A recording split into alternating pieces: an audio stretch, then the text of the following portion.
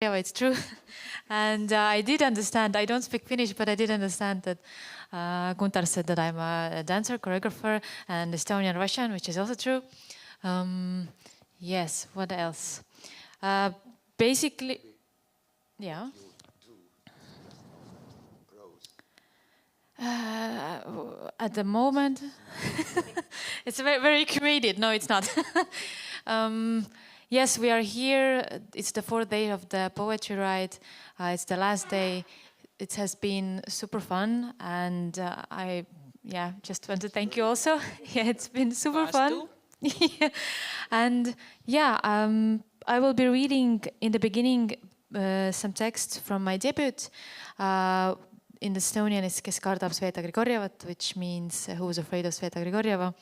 And it was a book that caused a bit of a scandal, maybe, because it was a very punkish, raw feminist. Now it seems like I'm saying punkish, raw feminist. Why would it create a scandal? But somehow I was categorized as this young, angry woman, and I was called actually a female poet. So I understood, like, it was the first time that I was like, so there is poets and there's female poets. How interesting. How is this? What is the difference between a female poet and a poet? But yes, and in the end I will be reading some newer texts, which will be in English because they're so new that we didn't have time to translate it. Okay. Hoovi kuninganna forever. Ole minu hall paradiis. Veel ehitamata kanali algus ja kanali lõpp. Ole minust 10 aastat vanemad, julgelt meigitud, hõbedates või kuldsetes platvormkingades tüdrukud. Ole nende kitarridega poisid, mängimas päevad läbi hoovis vaid tsoid, eriti seda ühte lugu. Ole minu sügispalli priisla tagune, kus sai sõpradega päevad läbi otsitud Coca-Cola pudelikorke uue Coca pudeli jaoks, kusjuures me alati leidsime. Ole tema esimese korruse rõdualune, kus on igaveseks kustunud odava markeriga kirjutatud Sasha plus Sveta forever.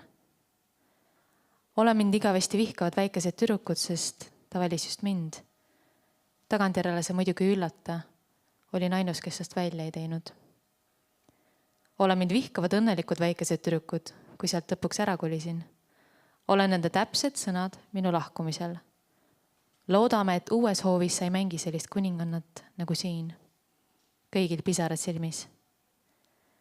Ole minu 90ndate lõpu Linnamäe 45 hoovipingid, kus suurelt peale kritseldatud alatikas Nirvana või Prodigy. Ole minu esimesed hoovi peal õpitud ropud sõnad, mille tähendust ema käest küsima ei läinud ja nii saidki kõik 7-aastased patsistikutatud sikutavad poisid läbisõimatud impotentideks. Ole minu 8. korrus ja unenäod sealt pehme maandumisega alla lendamisest rõdupoolsel asfaltile. Ole minu veel ehitamata kanali algus ja kanali lõpp. Veel ehitamata kanali algus ja lõpp. No, you don't have to clap between. You're very kind, but really you don't have to.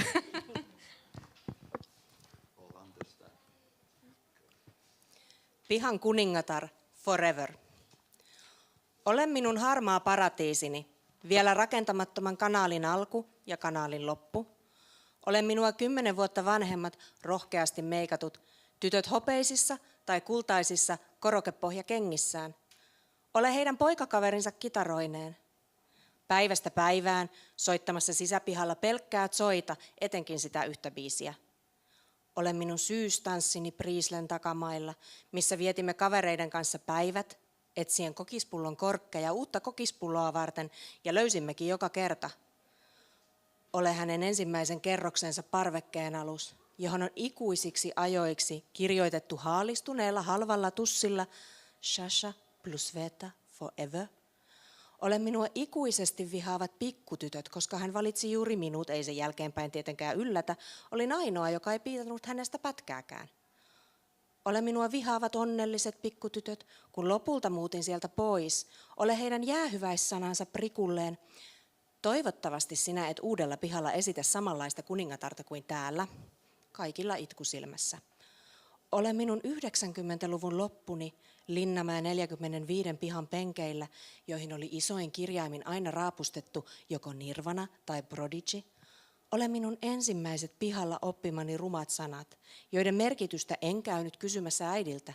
Ja niin tuli haukuttua kaikki 7-vuotiaat letistä vetävät pojat impotenteiksi.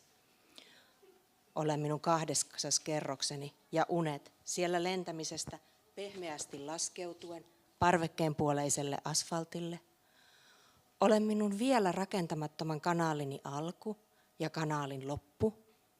Vielä rakentamattoman kanaalin alku ja loppu. So maybe to give a little bit of context, I write about a lot in the first book about Linnamägi. If you haven't been to Tallinn, it's considered a ghetto. And I think also in my book, it was the first time where a lyrical eye was trying to somehow picture it as a, well, not to romanticize it, but somehow picture it not only as some ghetto or a place you go to sleep, because Lasnamägi has inspired me quite a lot, and I really like this place. I really like to live in it. I still live in it, and it's very safe actually. It's in Tallinn. I think it's one of the safest places now. But yeah, we go on.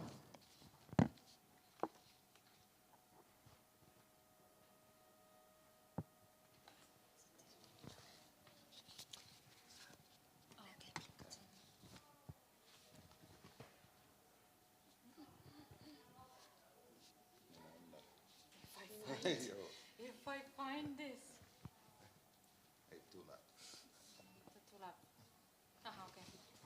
Liblikad nagu miinid mu meres. Mäletan, et lapsena levisid kuulujutud sellisest liivaaukudest meres, mis imevad inimesi sisse. Imedas isegi luud kadunuks. Ja kui ma ujusin ma alati tema ligi, paludes ta kätt hoidma minu kätt. Kui jalad hakkasid lõpuks väsimusest liivast põhja otsima, kui lõpuks julgesingi jalad maha panna, ainult pea veest paismas ja tema libe käsi mu käes, küsis ta alati, kas jalad tunnevad põhja? Ma vastasin, jah. Kuigi oleksin pidanud vastama, ei. Perhoset kuin miinat meressäni. Muistan lapsuudestani huhut sellaisista merenalaisista hiekkakuopista, jotka imevät ihmisiä sisäänsä, imevät niin, että luutkin häviävät. Ja kun kävin uimassa, uin aina hänen lähellään, pyysin pitämään kädestä kiinni, kun väsyneet jalat lopulta alkoivat tavoitella hiekkaista pohjaa. Kun sitten lopulta uskalsin seistä jaloillani, pelkkä pää pinnalla näkyvissä ja hänen liukas kädessäni, hän kysyi aina, tuntevatko jalat pohjan? Minä vastasin kyllä, vaikka olisi pitänyt vastata ei. It's very funny that I said I was writing this raw, angry poetry, and now I'm reading this super lyrical, romantic stuff. But now I'm going to also read a bit something which is not so maybe a bit harsher, but yeah, very short poem. Kunagi ehmusin, kui üks hea sõber ütles, et olen totaalne meeste vihkaja. Mis mõttes, vastasin üllatunult. Ma ei vihka mehi, ma vihkan kõiki. Such a kind audience. Ooh, go Finland.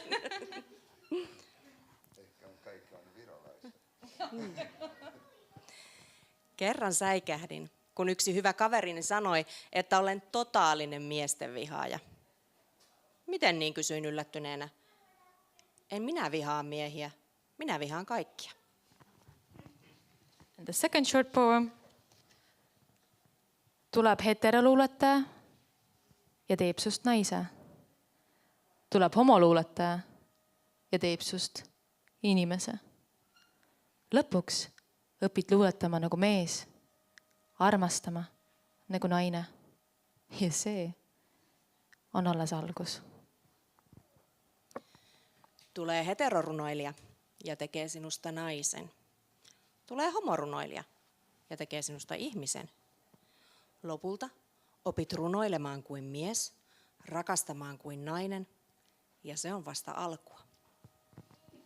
Of course, this is a commentary on all of these categories, like angry young woman, or, for example, if I write about Estonian Russian heritage, it's the Estonian Russian category.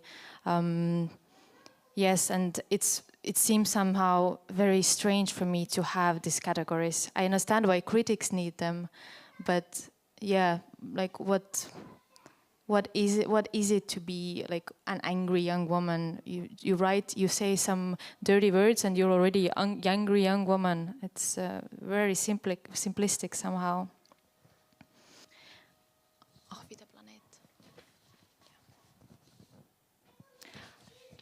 So I will read one last poem in Estonian and then I will go to the English poems. Ahvide planeet. Kui kirjandust mõõdetakse nagu piima, millel on säilitustemperatuur, kindel konsistents, parim enne kuupäev, siis tekib küsimus, mis sitt see küll olema peab, mis kestab aastaid, sadu, kümneid. On tehtud sellisest keemiast, et helendab isegi pimendas. Ja mida kõik teadjad kirjanduslehmad igavesti lüpsta ja mäluda igatsevad. Sarades oma tulevastes haudades ka juba kontideni puretuna, nagu ilutulestik vana aasta ärasaatmise õhtul, mil normaalsed inimesed mõtlevad enesetapule.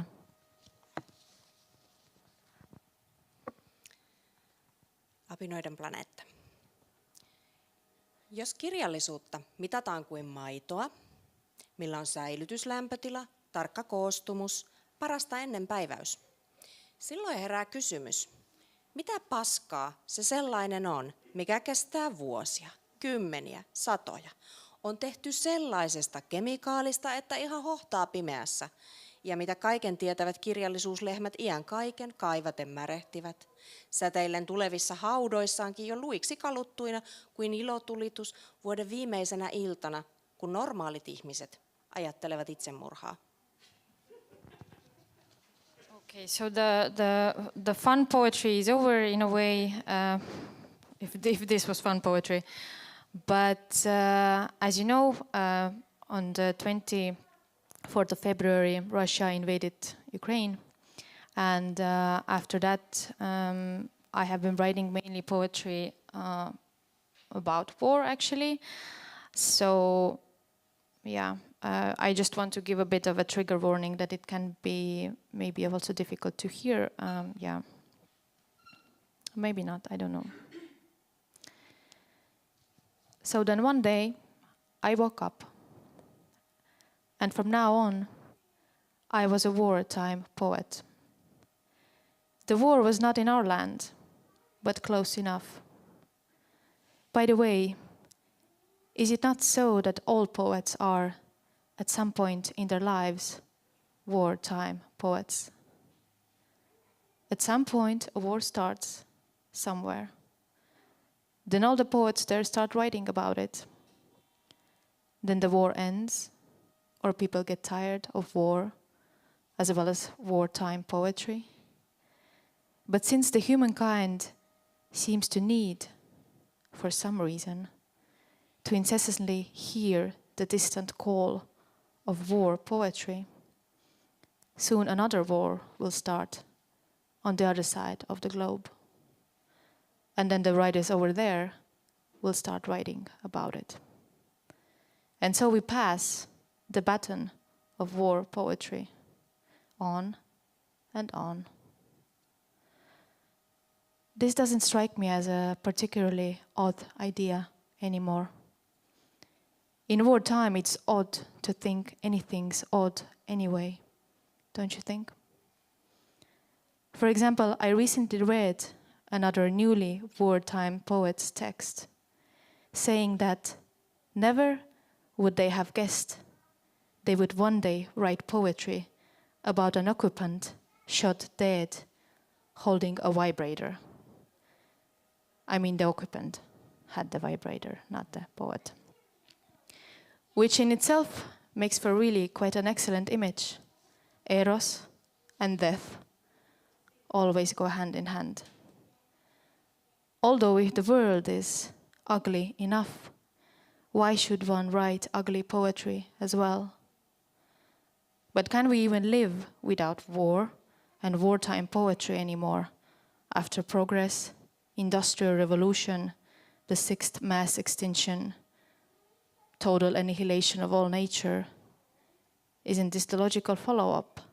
Hop in a tank to fetch a vibrator from a foreign country. As already remarked, Tolstoy, Hemingway, and Helen of Troy knew war. Since the beginning of times to the end of times, war is a treasure hunt for buried dildos. And the worst of it is, we believed it. We keep believing in war, just as some people keep believing in a singular male god. Hallelujah and amen. It was not always like that. But in the world I happened to be born in the beginning, there was a very important man. And behind his back stood a slightly less important man. And behind his back, another, even more less important, but still important man. And if you now think that in the world I describe, all men are like that, important, then in a way you're right. In the world I live in, there are many curious things indeed. For example, I have never got hang of the phenomenon that men in uniform are supposed to be sexy. Isn't it a bit curious? But another one of the most curious things is the way how one person behind another person's back becomes a mass. For example, have you noticed that when people move in one rhythm for some time, they develop a sort of euphoria, feeling of unity, the individual dissolving into a collective, bodies becoming porous, bodies melting into one great body. In 1940, a boy called Marshall McNeil was conscripted into the US Army, where during his training he had to take part in marching drill, which he found incredibly pleasurable. He says very few are immune to this pleasure. 1, 2, 3, 4. 1, 2, 3, 4. 1, 2, 3, 4. I like the idea of a collective body. I wouldn't mind marching in one rhythm with a few or with many, but not to wage war. I wouldn't mind dissolving, losing my outline for a while, feeling more powerful than I could ever be by myself, feeling that you and I can magically merge into one. And doesn't the survival of mankind and the planet actually depend on whether we will ever learn to move in one rhythm, but not to kill one another, to move in one rhythm, to live with one another.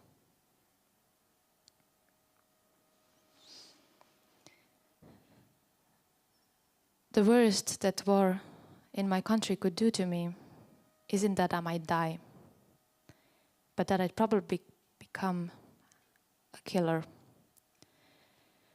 When the war in our neighboring country began, I suddenly started looking the people in my city in the face more than before. Suddenly I wanted to actually see with whom I share this land, the space, the news, the bad weather, the constant scorn for politicians. I began looking at my surroundings attentively, like a spy, like the war refugees whom I watched one day on the bus. By the way, I still don't know whether they actually were war refugees, but I noticed them because they were looking out of the window as if seeing it all for the first time. And I suppose so they were. No one else in the bus had a look like this. The others had a clouded gaze, but theirs was so clear. I thought, when was the last time I looked at my surroundings with eyes like this, as if seeing it all for the first time? After this, I started to.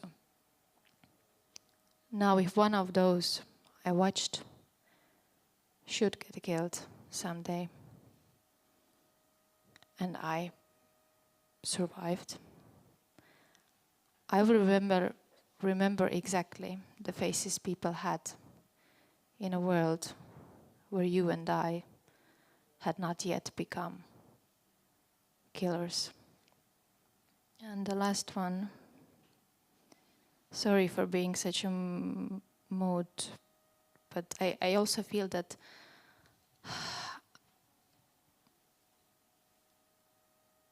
I cannot write at the moment about anything else, so yeah. The Belarusian author Svetlana Alexievich said in a book, "War does not have a woman's face," that human being is bigger than war. Yet I'm sitting before a screen in my home, moving between throwing up and then zooming in and out from people's hands. Dusty, lifeless, breathless hands. And I'm not at all sure that human is bigger than war. Because aren't humans the only species in the world who fights wars? So maybe we shouldn't be bigger than wars. Maybe we should be smaller than humans. And I decided that from now on, I would only talk to my cat. From now on, I will only talk to my houseplants. I will only talk to insects under my balcony and with the flowers outside the window. I don't even want to talk to books anymore, because I just don't. And I ask Plikka, because that's my cat's name, how come you don't fight wars, but we fight all the time? How come that the whole history of humans is only one looting, killing, conquest, rape? I talk to my cat like Pinocchio talks to his creator. Please, Plikka, make me a non-human. Because why would anyone want to be human in a world where in the beginning there was a man, and this man said, war. Even worse, how to be a human in a world where one man isn't even man enough to say that there is in fact war. And then I press a sad emoji with my hands on a post of the same hands that I've been zooming in and out for the last few days. Because that's all I can do. And Plikka, she doesn't answer me. No, she's silent. And I remember Adorno, who said that after Auschwitz, to write poetry is barbaric. After Auschwitz, poetry is impossible. And here I am, a barbarian, a human who is said to be bigger than war, who wants to be smaller than human, who does not want to be human at all anymore, who does not want to write poetry amid genocide, zooming in on the hands of the dead people. And I think I understand what that cultural theorist meant. When I look at my cat, I can see why she is silent. Thank you, and yeah.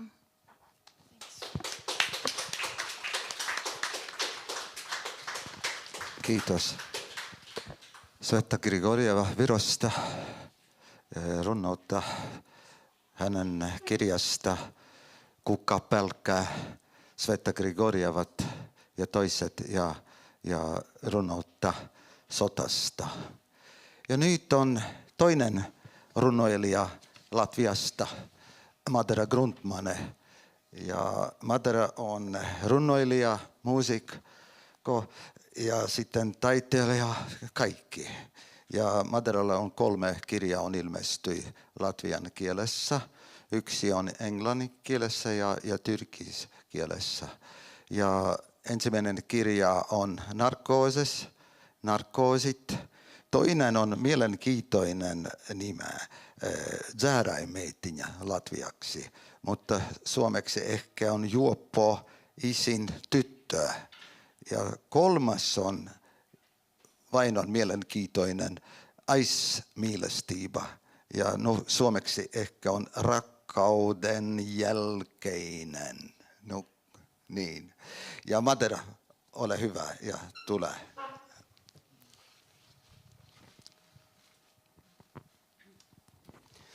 Hello. I have an idea. I will a bit explain you. Actually, I was called too as an angry woman poet in Latvia. I was in my 2 books. This first one, Narcosis and Drunk Daddy's Girl. And somehow I managed to write, tell the truth, it was before the war, love poetry book. And it was sort of challenging for me. But I did, and in a way it wasn't challenging because I was madly in love as well, like always.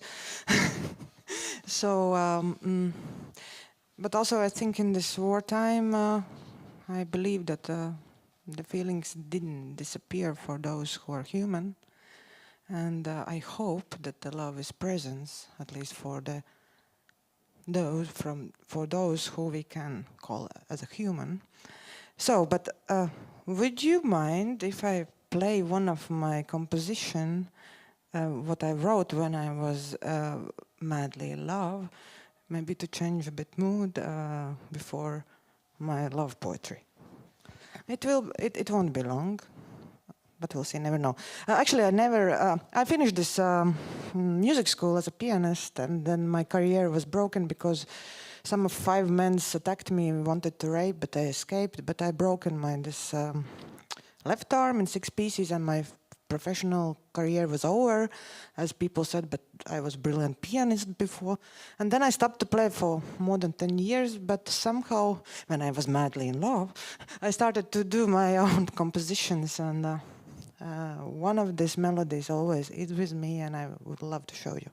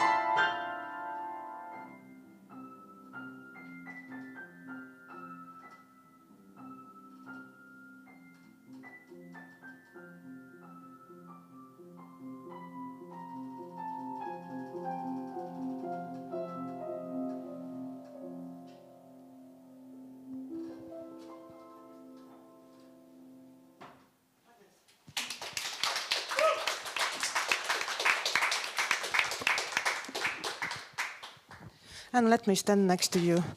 I love to read when I'm standing. So I had residency in Iowa for 3 months 2 years ago. It was a different world for me. So some of the poems now from the America's time, I think 2 of them. I'm always getting emotional after when I'm playing. Oh. Ņorleāna. 202. istaba bez logiem. Tieši tik smacīgi, lai ierāptos tavā numuriņā un paliktu 3 naktis. Brokastis kafēnīcā ar internetu, kaut kas līdzīgs džezam, čūsku mocītāju uz ielas, noverdzināti purvi, apčurājušies hipiji bez acīm kliedz. Tev vajag mīlestību! Mazs un glups baseins viesnīcas pagalmā, pa izmēru mazāks pelkustīms, tev patīk. Naktī tevi vedu pie ūdens. Mississippi tieši tik smacīgi, lai mēs paliktu kopā 3 naktis. New Orleans. Huone 202 ilman ikkunoita, juuri niin tukahduttavaa, että voisin kiivetä huoneeseesi ja olla siellä 3 yötä. Aamiainen kahvilassa, jossa on internet, jotakin jatsin kaltaista. Käärmeenkiduttajat kadulla, orjuutetut suot, alleen laskeneet silmättömät hipit huutavat, tarvitset rakkautta. Pieni ja limainen allas hotellin pihalla. Yhtä kokoa liian pieni uimapuku, pidät siitä. Yöllä vien sinut veden ääreen. Mississippi on juuri niin tukahduttava, että voisimme olla yhdessä 3 yötä. And then I had an offer to write an erotic poem for Austria's erotic exhibition. And this poem was written with the aim that when you buy preservatives from these machines, they are giving a preservative and poem at the same time. Izņem no sevis vīģes, storas ikrus, atdzisušu šokolādi, smaržu no siena, saulē sadegušu ādu, leju sviedrus mazās glāzītēs, asi uztrīti palagi, balts un sāļš tu uzspridzini manu gaidīšanas karaļu valsti.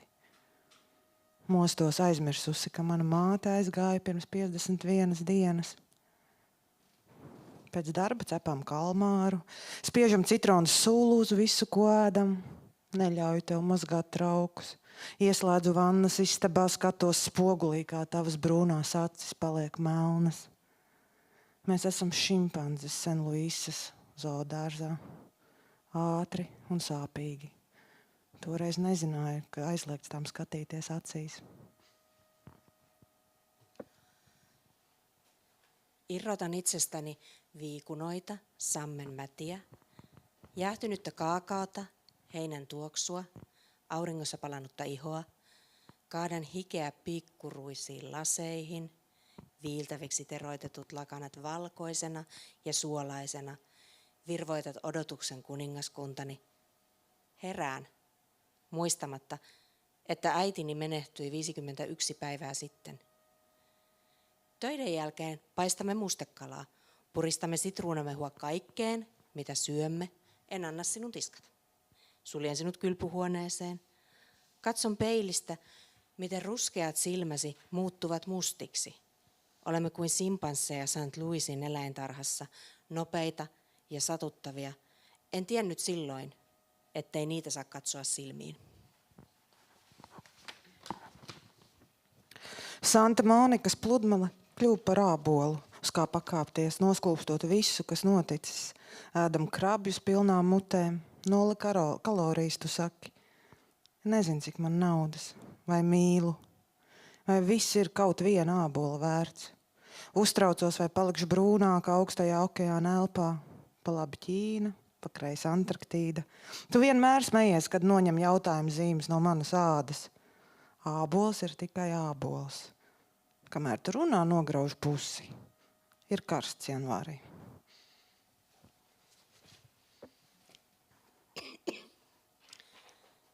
Santa Monikan uimaranta muuttui omenaksi, jonka päälle saattaa kiivetä, samalla kun suutelee kaikkea tapahtunutta, syömme taskurapuja posket pullollaan. Sanot, 0 kaloria.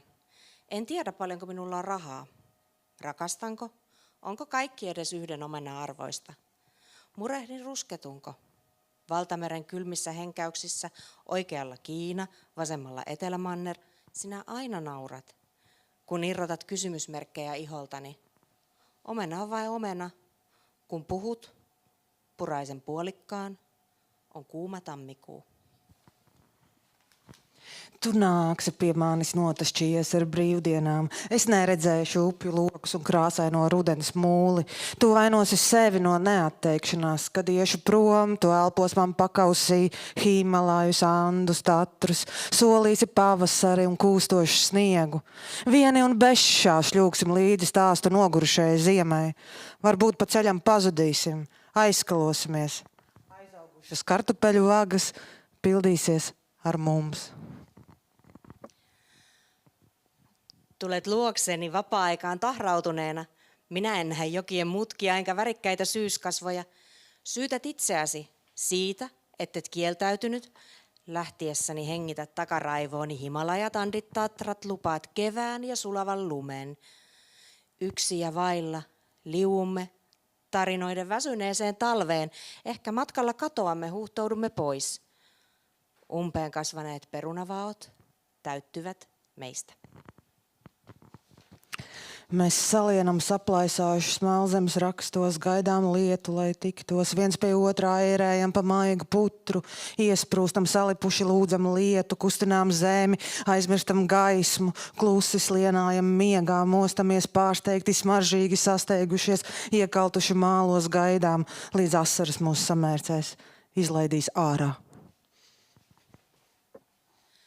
Me työnnymme halkeilleen savimaan kuvioihin, odotamme sadetta, jotta kohtaisimme, soudamme toistemme luokse pehmeässä puurossa, jäämme jumiin, jämähtäneinä pyydämme sadetta. Liikutamme maata, unohdamme valon, kuolaamme hiljaa unessa, heräämme hämmästyneinä, tuoksuvina, kiireisinä, saveen kuivuneina, odotamme, kunnes kyyneleet kastelevat meidät, päästävät irti. Slapis ielas pārvēršas par slidotavu vārnām. Mans atvērtais loks putnu novērošanas tornis. Zīlītis šodien miermīlīgs knābā tikai bērus, tēlo romantiķis. Es nesaprotu, kā tu neredzi, tā esmu es pieraudājusi ietves apmalis, nopludinājusi braucamās daļas. Tā stirna, par ko tev stāstīju, pirms nedēļas nosprāga. Vairs nevarēja nosargāt bailes. Šovakar lūdzu ej uzmanīgi. Slīd. Märät kadut muuttuvat varisten luistelukentäksi. Avonainen ikkunani on lintutorni. Tiaiset ovat tänään tyyniä, esittävät romantikkoja, nokkivat vain koivua. En ymmärrä, miten et näe, että se olen minä, joka on kastellut jalkakäytävän reunat kyyneliin, saanut ajotien tulvimaan. Se kauris, josta kerroin sinulle, heitti henkensä viikko sitten. Ei pystynyt enää vartioimaan pelkoja. Pyydän tänä iltana. Ole varovainen. On liukasta. Pīlāģos saķērušās bezdalīgu asaras, nozaktas mīlniekiem nelaimīgajiem. Bezdalīgas nelido uz Āfriku. Tās decembrī izlien no kanalizācijas un uzbrūk no sāpēm jukušajiem atstumtajiem. Noknābā asaras, tad ķeras klāt visam, kas palicis truls. Sāpes nav jūtamas. Aizvainojums kā prezervatīvs uzmaukts uz miesas, anestezējas pulsu un siltumu. Salietojušās asaras vasarās bezdalīgas perē divreiz. Vienmēr iekvietas, kad zeltainais punduris paver debesjumu. Tās manevrē vēzējot spārnus 7 līdz 9 reizes sekundē. Un uz pīlāģiem lejā raud. Pihlajiin tarttuneet pääskysten kyyneleet, varastettu onnettomilta rakastavaisilta. Pääskyset eivät lennä Afrikkaan.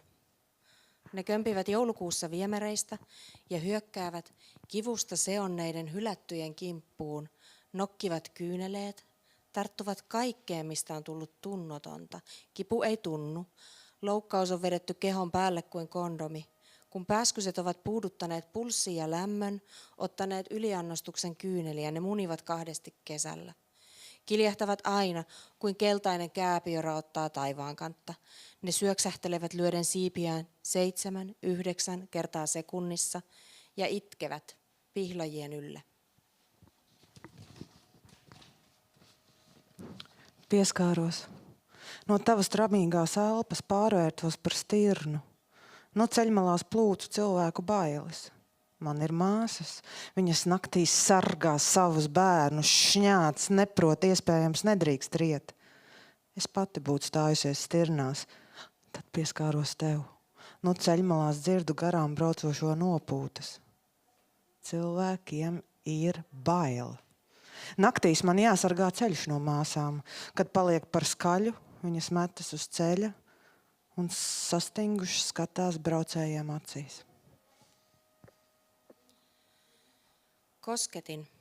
Säikystä hengityksestäsi muutuin kauriiksi. Nyt poimin teidän varsilla ihmisten pelkoja. Minulla on siskoja. He suojelevat öisin lapsiaan, sähisevät. Eivät osaa, ehkä eivät saa haukkua. Minä olisin liittynyt kauriisiin, mutta kosketin sinua. Nyt kuulen teidän varsilla ohiajavien huokaukset. Ihmiset pelkäävät. Öisin minun on suojeltava tietä siskoilta. Kun meteli on liian kova, he ryntäävät tielle. Katsovat jähmettyneinä kuskeja silmiin. Thank you so much.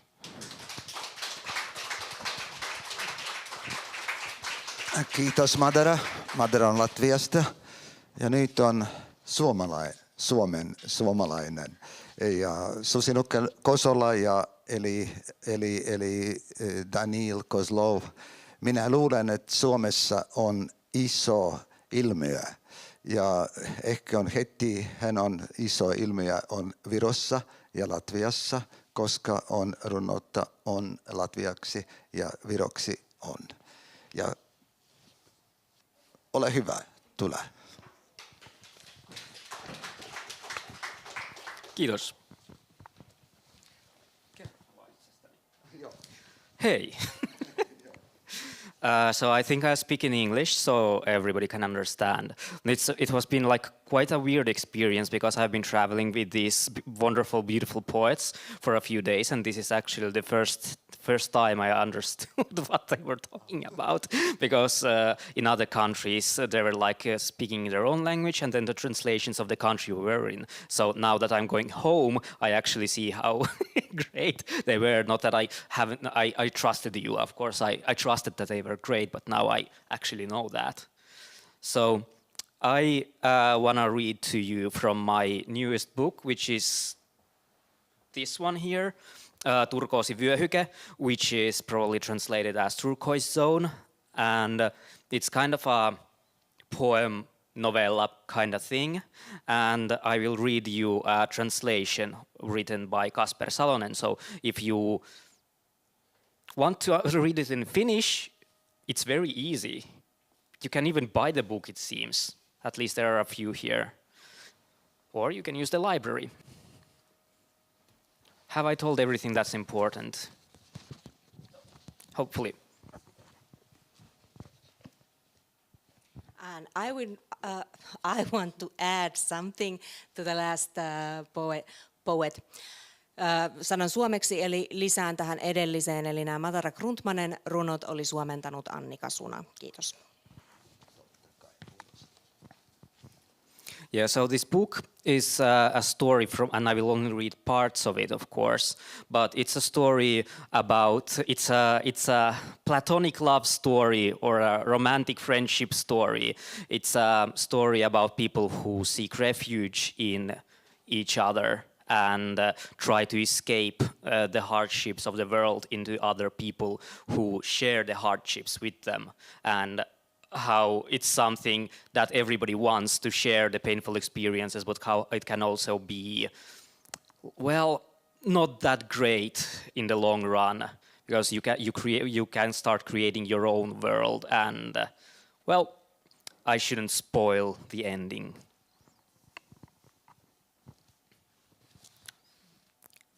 So, a current event has rebounded off you. You say, blah, fuck this shit. You say, I should do something. You say, I don't know. A naked lamp has been made more modest with a tattered nylon sock thrown on. You pour fizzy water for your monstera plant. You demand sincerity from the little draft that lives with you between the street side window and the gap in your longing. You lift feelings with your back, not with your legs, not always your own ones either. You get a message from them and suddenly there is sand in your teeth.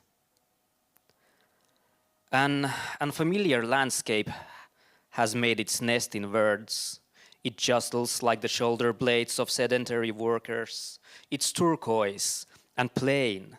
It's erosion and erosion, tear at the tongue flesh so it can bloom on its own. It doesn't really open anywhere. It has no place from which to open. There is something parasitical about that. I want to dream, not nostalgize. Nostalgia is dreaming for those who think dreaming is too naive or gay and they present themselves as rationalists in public forums. You say, you are unraveling a woolen sweater that your mother had knitted for them for Christmas. You have already unraveled all the socks your mother ever gave you. You caress the thin skin of your sentence. Already, hope is glinting through speech that has been worn translucent. You know that unraveling is not a form of destruction. It is the liberation of possibilities.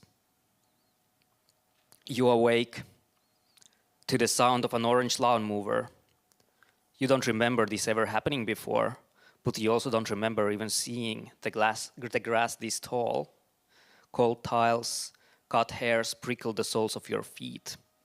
For a moment you remember everything that is so hard to believe. You make out melodies in your tinnitus. As you're taking the facial cream out of the bathroom cabinet, the sleeve of your dressing gown catches on their toothbrush. The toothbrush falls on the floor. The bristles are in a very bad shape. They brush too hard. You pick up a credit bill off the floor. You wipe the hairs into the envelope with your hand. Throw everything into the trash, clippings and all. You stop next to a trash can. It is digesting tons of spring cleaning clutter like a dumpster-dived pitcher plant. A porcelain angel in fast food styrofoam with relish and ketchup makeup on. A cardboard box with free-to-take scrawled on the side. And there is a small pink stuffed elephant toy. It's made of material you don't feel like caressing. The abandoned bastard child of swishing his and hers jumpsuits. I know you will take it with you, and you'll take it and hug it, and your bedside is lined with stuffed animals that nobody wants. It's a mass grave, but you're a necromantic. You give them life and character with your presence. It's impossible to know who you are without first knowing where you are. Pet stones, cattle, stuffed animals. You mustn't stare at anything for too long, because then everything else vanishes around you. Everything has a mirrored surface. That's why two alone is the same as one alone. Cloven, cut in half. And when you count your change at the till and coins are falling from the hole in your wallet and your focus, it's hard to accept that there is no further othering to inhibit, that this is outside of everything else, a sausage skin whose contents are asbestos dust and hogwash. Microplastic dew on the spread out rubber tree leaves. The cashier watches you with disdain and says, blah blah. Everything that comes naturally to animals comes to humans in their dreams. But you stuff change into your wallet. You lie to the cashier that you're getting over a shoulder surgery. You apologize for your poor motor skills. You want the cashier to feel bad about their own conduct, and this is the fastest way to do it. You have brought them a new bamboo toothbrush, even though they are not expected home in a while. They even considered subletting their room. Your evening routines include charcoal toothpaste, a shower, and neurological misanthropy. You don't think the way you feel. You have the nervous systems of Linkola or Bukowski, and you hate them. You fucking hate them with all your heart. You squeeze your stuffed elephant toy. Sometimes when I wake up, I find audio messages from you on my phone. Some conversation that you finished up in the shower by yourself and that now needs someone to make it real. Yesterday, you sent a goodnight message at 11:16 p.m. and a 2-minute voicemail at 3:04 a.m. about how all hatred is a byproduct of decomposing love or something. Your tone of voice hard in a way that filled up things are. I don't really know if you believe in this or if you're just trying to understand yourself. I don't know if there's any difference between the two. At night, our brains shitpost about what must be true simply because it feels bad. It's safe to believe in bad things. What's up? Last seen at 6:22 a.m. And you claim that companionship cannot create political theory, but if the parts of our relationship were removed like plugs, I would carry the flag of that conviction as the turquoise flows the street. So, all silence is like other silences. Every silence is silent in its own way. Usually you feel it right away and deeply which absence of sound silence is, but you're sitting on an unevenly lacquered stool and speaking outside. A motorcyclist pumps the throttle with gusto, social insulating foam and whipped cream. In the hubbub buzz of the next table over, you stir your coffee even though you took it black. Your spoon chinks against the sides of the cup, and still there is silence. There is a silence that is a gigantic canyon across the city. Speech barely touches its edges. I cannot imagine a sound that could fill it. At midday, we receive a word that they have died. Their parents fetch their belongings from their room with a spare key. The edges of your coffee cup, the frames of your attention. You laugh that you have no personality before your morning brew. Drinking coffee is what happens when nothing happens. I can't help but notice how much people talk about coffee. Catnip is growing from the grave sites that were collectively negotiated back to soil. Stray cats have spread themselves like a breathing mat of moss near to the plants. They purr. Their half-tame, half-beast drool ripples from their mouths into the earth brought by corpses. A gaze folded into contented slits moves from cat to cat, into us, into the wall of the apartment building, worn to goosebumps, where it spreads, opens, the rusting steel of the element casting, its opaque vertical pupil. The wild dregs of governance in the bones of power. But nothing implies that tomorrow is descended from today. This area is not a time but a place, risen from the surface of time, blossomed to be homeless like any zit or startup. We have wandered here by accident while searching for a place to pitch our tents, further away from the city of the 7 days Vithut week that lives on high voltage candy. When you relinquish power, you have to accept your ephemerality, temporality, that you won't stay, that you won't remain. You will waver and vanish as change always vanishes. And so, the 30 krona vanilla scoop at the ice cream stand in the tyranny of summer heat waves, and you're reading it, you're in a hurry, in a way. The forehead of the pink stuffed elephant in your backpack is torn. Neither of us know how. You joke that it was struck by a sharpened beam of sunlight, and if you rise up high enough, bird high, you can see a nameless accountant's bitumen-filled Excel spreadsheets. I actually just realized I haven't changed my underwear in 3 days, and it feels like there is nothing I can give to the future except myself, and that I know that the future doesn't really want me. It just gets me really hot and bothered, you know, you say, and I feel like you're not thinking of me. You say, psst, psst. You think about time disappearing into extinction, and you call that the future. The tails of the cats swish. They are unable to wash off the shadow of the apartment building. Something has splintered off of a thought somewhere between birth and a hamburger gift card, wrenched itself free from the submission of precise boundaries. It is turquoise, but mostly something else. You look at the cats. You look at the cats and you weep. The ice cream runs down your fingers. They really is dead, has stepped from time into color. Thank you. Kiitos Daniel. No, mitä sinä sanon vielä? No. Mä kiitän kaikkia esiintyjiä, kaikkia yhteistyökumppaneita ja myös yleisöä. Mahtavaa, että olitte kaikki meidän kanssa. Runoajelu 2022 päättyy nyt tähän, mutta sanoisin, että pysytelkää niin sanotusti kanavalla, eli käykää katsomassa meidän kotisivuja poetryride.com ja myös Facebookista löydetään nimeltä Poetry Ride. Eli toivottavasti nähdään runoajelulla vielä tulevaisuudessakin. Kiitos. Kiitos.